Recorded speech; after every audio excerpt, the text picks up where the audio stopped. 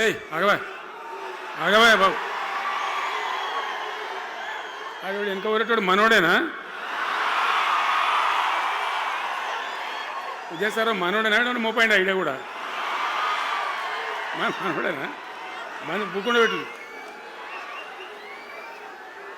ఇంత దూరం వచ్చి మనం ఇంత సభ పెట్టుకొని 4 విషయాలు ప్రజలకు చెప్పుకోవాలి కదా మరి ఈ బట్టి అరుపులారిస్తే ఏం లాభం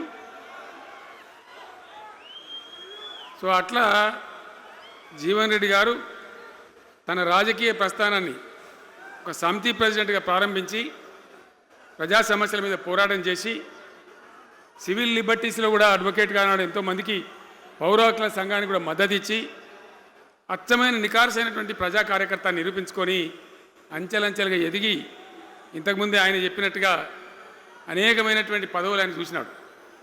పదవులైన కొత్త కాదు, బ్రహ్మాండంగా శాసనసభ్యుని గెలవడం, మంత్రి పదవులు అలంకరించడం, అనేక రంగాలలో అనేక రకాలుగా పనిచేయడం అంతా కూడా మీకు తెలుసు. నేను కొత్తగా చెప్పే అవసరం లేదు. నేను ఒక్కటే మాట మీకు మనవి చేస్తా ఉన్నా.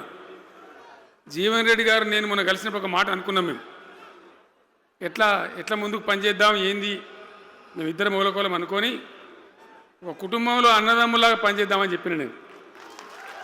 ఇంత ప్రేమగా అంటే మనం కుటుంబంలాగా ఈ పార్టీకి బ్రహ్మాండమైన ఒక పిల్లర్స్ లాగా పనిచేసి ముందుకు తీసుకొని పోదామని చెప్పి నేను చెప్పడం జరిగింది. ఈరోజు పార్టీలో వారు చేరిన వెంటనే చాలా బ్రహ్మాండమైనటువంటి మనకు ఒక ఊపు వస్తూ ఉంది. నేను జీవన్ రెడ్డి గారిని కోరుతా ఉన్నా, జగిత్యాల మందం కాదు, జగిత్యాల జిల్లా కాదు, పాత కరీంనగర్ జిల్లా కాదు, మీరు ఆదిలాబాద్ చూడాలి, నిజామాబాద్ చూడాలి, పరిసర జిల్లాలు చూడాలి. పార్టీ ప్రధాన కార్యదర్శిగా ఈ నిమిషం నుంచి నేను అపాయింట్ చేసుకుంటా ఉన్నాను. బ్రహ్మాండంగా ఈ ప్రాంతం అంతా కూడా మీ సేవలు అవసరం ఉన్నాయి పార్టీకి. అదే కాదు, 600 ఏది ఏమైనా ఏమవుతుంది, 100% మళ్ళీ బీఆర్ఎస్ గవర్నమెంట్ వస్తుంది.